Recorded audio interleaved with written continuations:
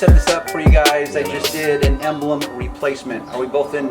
Everyone's in frame, yeah. Okay, so we've got a fourth individual as a camera guy here. And what's your name again? Phil. Phil. So Yes. Thank you, Phil.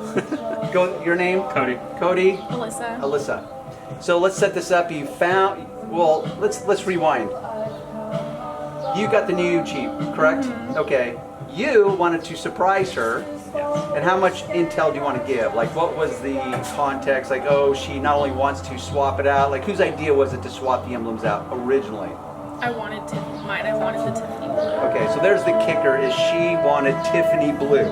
If you don't know what Tiffany blue is, you've probably been hiding under a rock for the past 30 years. So it's a unique blue. Tiffany, it's, you know, they've done well with the branding. So you want Tiffany blue, which is a hard find.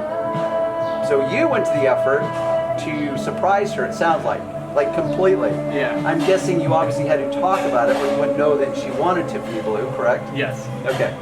So how did you go through in finding Tiffany blue? 'Cause that is a difficult find. It was pretty hard. So, went to Home Depot, got a little paint swatch, got a bunch of them. One of our good friends' moms actually had a Tiffany blue passport holder. You know, identified it, got it, it was perfect. And then I met someone on Instagram and messaged him. He's in Missouri, so I had to give him the paint info, and he actually matched it to a Fiat color. Do you remember like who that guy is that you found? Because we can give him a little shout out. Because those emblems, whoever did them, Yeah. excellent job. Yeah, it's Retro Shop LLC. Retro Shop. Oh, Jeremy McPhail. I could have fun with that last name. I'm sure you've never heard the endless jokes, Mr. McPhail. In fact, I actually started running with that. I always call everyone Johnny. Johnny Customer, Johnny Fireman, Johnny Law, whatever. Johnny McPhail. Anyhow, so you did an excellent job. Thumbs up. Great, it was amazing. Now, unfortunately, this job took longer than normal jobs because there was a lot of alignment. So it's different when you take them off, which most people just want to take them off. But people like yourself not only want to take them off, but they want to put them back on. And not all emblems are created equal. So you've got stock emblems, and then you've got aftermarket emblems, or you've got stock emblems that have kind of been finessed or customized like they did for you. So there's all these different layers of this moment, as well as the moment of taking the emblems off and realigning them properly or correctly, because that's a whole nother can of worms. Yeah. So with that said, how did you originally find, like, what was your, like, you actually look, sounds like you did a lot of due diligence and you were going to attempt it yourself, it sounds like. Yeah, so I watched millions of videos on YouTube in the last couple of days actually, Yeah. and just kept watching, seeing the best ways to do it, best prep, and then I found your page, and then I was like, okay, either I can try it, spend the money, get all the tools, mess it up, but still spend the money, or maybe talk to someone that actually knows how to do this and go with you. So that's kind of Wow, what a voice of reason. That's refreshing. Because those are exactly the same steps that I try to tell people. It's like, I get it. You want to do it yourself. You're handy with your hands, and it's not your first rodeo with doing the DIY stuff. And so you think, I think I can take on that challenge. What I try to illustrate is like, okay, I show you step by step how to do it in certain videos. But at every part of the equation, there's these little nuances that you just can't talk about. Every situation truly is unique.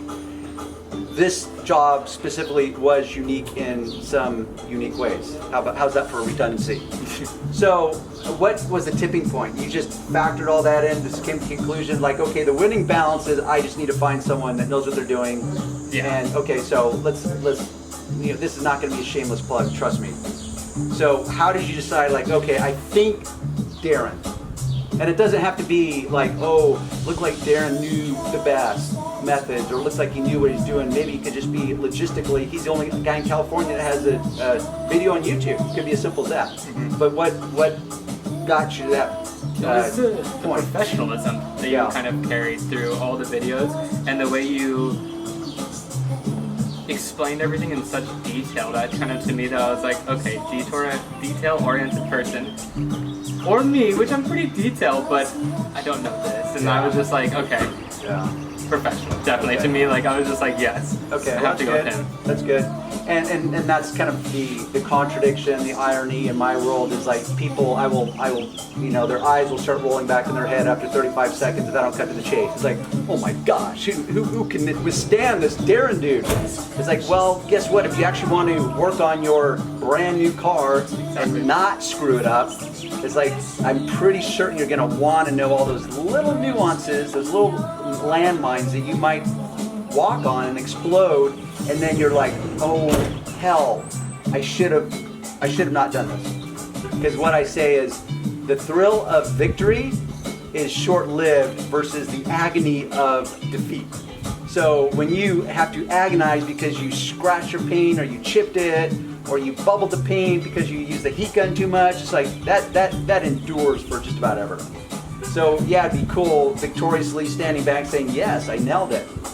But can I nail it? You don't know you're gonna nail it until you have nailed it, and there's a big gap in between starting and the end result. So I get it, and I try to help people walk them through that and say, okay, let's pull back, let's analyze this pros and cons. Anyhow, so you pulled the trigger, and you guys are car people. Like, would you consider yourself a car chick? I don't know what your age group calls it. I don't know, is chick, that's probably not something you guys. Like, what do you call girls now, other than girls? Like, if I called you a woman, you'd be like, why'd you call me a woman? That makes me sound old. Like, what do they call girls? Just girls? Yeah. You don't say, like, babes or chicks or nothing like that, just girls? Wow, that's anticlimactic. Okay. So, would you consider yourself a car girl, or you just happen to like the Jeep? I like the Jeep. But not necessarily a hardcore enthusiast Not like type of... performance. I like the look of it. Okay, the look. You're about the aesthetics. Yeah. I get it. So am I, but I also like performance, and I like a cool exhaust note, hence my choice in cars. Yeah. And it sounds like you guys are pretty hardcore car guys, correct? Is that a fair statement? Yeah, very, very much so. Because in listening to you guys talk while I was working, it's like, okay, these guys, they clearly sound like car guys. They know their stuff. You know, you're not referring to a BMW as a 4 Series or a 3 Series or 5 Series. You're calling it out by an E whatever, which I don't even know. Like, what's mine? An E what? Something like the body F80. style? Or is that F80. E? Is it Mercedes? No, And I don't mean the class. Like, No. there's a body... I think your body is what? It's F80. No, F80 is M3. It's F83. I don't know. But there's a different number. Yeah. See, I don't know those numbers. So when I get to a hardcore car guy and he starts throwing these numbers like, I don't know, it's an M4. Whatever that is, it's that. Oh, well, that's a such and such. It's like, okay, cool. Did you know it has this amount of horsepower? It's like, no, but I know it's damn fast. So I'm a hardcore car guy, but I'm not like that level. One of my sons is, he'll rattle off all the data, you know, just like, it's like, oh, thanks, Christian. Didn't really care. Anyhow, so car guys. So, and you mentioned at least one other car channel on YouTube.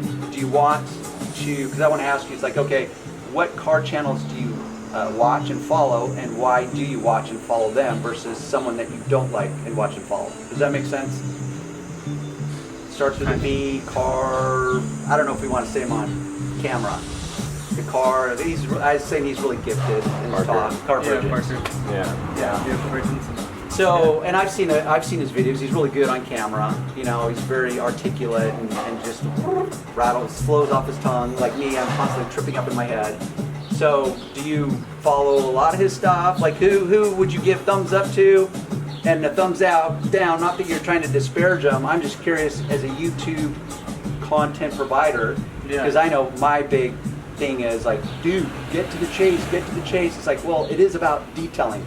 I don't generalize life. I detail life. So there's a difference, and so I'm not for everyone. I get it. I'm okay with that. So in your world, like, who would you say, if you want to, you don't have to go on record about this. You just say, nah, let's cut it there. But is there anyone you'd say like, oh, I love that channel, or I love that one dude, because he talks this way, or he's so whatever. I don't know. Anything come to your mind? I mean, vehicle virgins at Parker. Oh, that's what it's, vehicle virgins, not car virgins. Okay, my bad. Yeah. No, I mean, yeah, he's good. And we've been behind the scenes with all this stuff, and he's very professional about it. And I mean, he takes it as a business. He runs through it and thinks about what people want to hear and what they want to see. And yeah, and that's clear. I've watched enough of his videos to say like, okay, yeah. And it does. It becomes literally a full-time and then some job. exactly. Which is why I was saying earlier, it's like, wow, I remember the good old days when I could just show up, get my ass kicked detailing a car, and just drive away with money in my pocket. Now I've got to like check the camera angle, check the lighting, who's going to interrupt the moment with bad noise, whether it's Johnny Gardner or Johnny Trashman, or the customer comes out like, hey Darren, what are you doing with the camera? Oh, just shooting a video, you don't mind, right? So I was like, I remember the good old days. Those days are gone. Anyhow, so appreciate your business, coming out, finding your way. Do you guys want to say where you are from? Yeah, Other than the Southland? Like, Yeah. do you want to clarify the actual city? We're Or in Woodland Hills area. Woodland Hills area. Okay, Yeah. that's a nice broad. Yeah, exactly. Okay. Not too bad. So with that said, I just want to get them on camera because that's one of my struggles now is authenticity. Is literally you can, with social media and technology, you can fabricate an entire existence out of thin air. And you can, you know, find the friend with the right car, the right house, the right girlfriend, the whatever. It's like, hey, I need a prop. Can I borrow your car or whatever? And so it's like, oh, how do I deal with this? So it's my moment to bring some authenticity to the viewers. It's like, okay, maybe this guy actually is legit. So thanks for playing along. Hope you love your new customized Tiffany blue car, and I'm going to take you guys around so we can show exactly.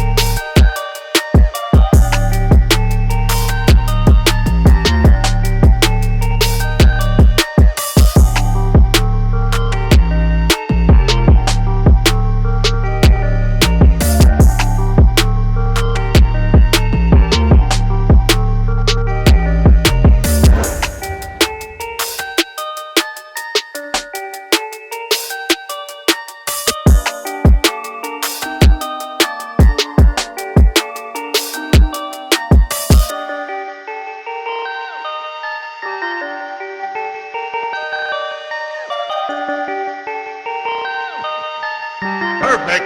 Perfect. Perfect. Perfect.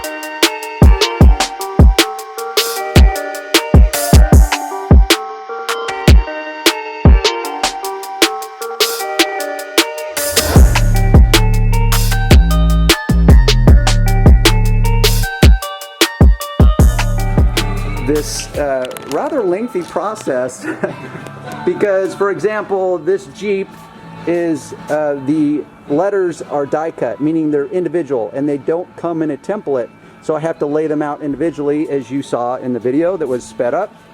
So we've got this, it has the nice Tiffany blue accent that hopefully it's capturing. And we came around to the back. Same with the Jeep, which represents unique challenges because it's actually embossed into this deck lid, for lack of a better description. And then over here on the side,